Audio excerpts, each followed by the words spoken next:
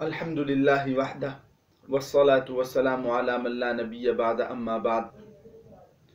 معزز سامعین کرام، آج کے اس درس کے اندر ہم پاک دامنی کے اوپر کچھ روشنی ڈالنا چاہتے ہیں۔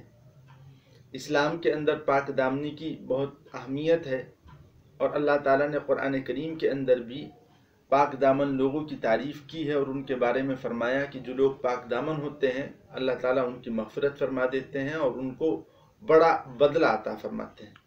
اللہ تعالیٰ ارشاد فرماتے ہیں وَالْحَافِظِينَ فُرُوجَهُمْ وَالْحَافِظَاتِ وَالذَّاكِرِينَ اللَّهَ كَثِيرًا وَالذَّاكِرَاتِ أَعَدَّ اللَّهُ لَهُمْ مَغْفِرَةً وَأَجْرًا عَظِيمًا، کہ وہ مرد جو اپنی شرمگاہوں کی حفاظت کرتے ہیں اور وہ عورتیں جو اپنی شرمگاہوں کی حفاظت کرتی ہیں اور ساتھ ساتھ یاد خدا میں وہ رہتے ہیں یا رہتی ہیں، تو اللہ تبارک و تعالیٰ نے ان کے لیے مغفرت تیار کی ہے اور ان کے لیے بڑا اجر تیار کر رکھا ہے۔ تو اس آیت سے پتہ چلتا ہے کہ اسلام میں پاک دامنی ایک بڑی اہمیت رکھنے والی چیز ہے، اور اللہ تعالیٰ کے نزدیک پاک دامنی بڑی پسندیدہ چیز ہے۔ حضرت سلیمان بن یسار رحمۃ اللہ علیہ ایک محدث گزرے ہیں جنہوں نے حدیث کی بڑی خدمت کی ہے۔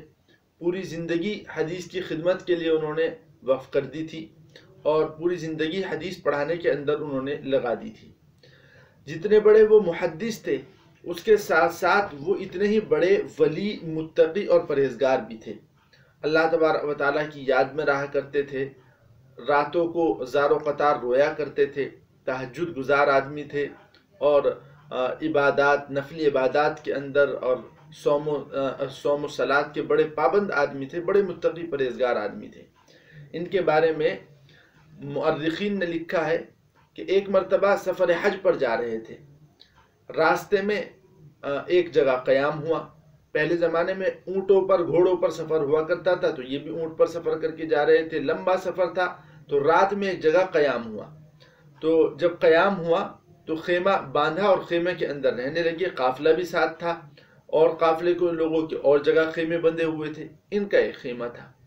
جب یہ لیٹے ہوئے تھے کہ اچانک اس کے خیمے میں ایک عورت آئی، اور اس عورت نے آ کر یہ کہا کہ میرے پاس کچھ نہیں ہے، میری امداد کرو، میری مدد کرو۔ حضرت سلیمان بن یسار کے پاس کھانے کی کچھ چیزیں رکھی ہوئی تھیں، انہوں نے فوراً وہ چیزیں دیں کہ لو تم کھا لو۔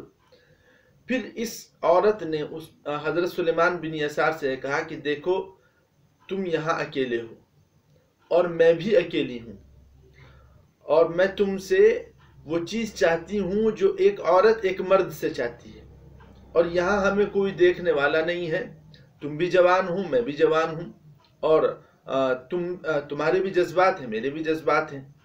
گویا اس نے زنا کی دعوت دی۔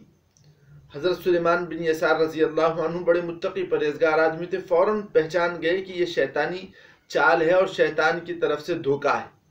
فوراً انہوں نے لا حول ولا قوت الا باللہ العلی العظیم پڑھا، اور اس کے بعد کہا کہ یہاں سے نکل جاؤ، تم شیطان کی چال ہو اور شیطان کا دھوکہ ہو جو میری طرف آ گئی ہو۔ اور یہ کہہ کر وہ رونے لگے اور زار و قطار روئے، اتنا روئے کہ وہ عورت شرمندہ ہوئی، اور شرمندہ ہو کر وہ باہر نکل گئی۔ جب حضرت سلیمان بن یسار رضی اللہ عنہ روتے رہے اور رات ہوئی تو سو گئے، تو رات میں کیا دیکھتے ہیں کہ حضرت یوسف علیہ السلام کی زیارت ہوئی۔ حضرت یوسف علیہ السلام نے کہا کہ اے سلیمان بن یسار، آج تم نے وہ کام کیا ہے جو اللہ تبارک و تعالیٰ نے پہلے ایک نبی سے کرایا تھا۔ اور اس کے بعد حضرت سلیمان بن یسار کو مبارکباد پیش کی کہ آپ بہت قابل مبارکباد ہیں، آپ نے بہت اچھا عمل کیا۔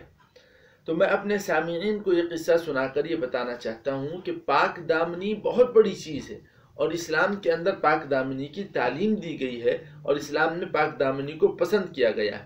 اس لیے ہمیں بھی پاک دامنی اختیار کرنی چاہیے، اور بالخصوص رمضان المبارک کے مہینے میں ہمیں اپنی آنکھوں کی، اپنے کانوں کی حفاظت کرنی چاہیے، اور پاک دامنی اختیار کرنی چاہیے۔ بس اسی بات پر میں اپنی بات کو ختم کرتا ہوں۔ آخر دعوانا الحمدللہ رب العالمین۔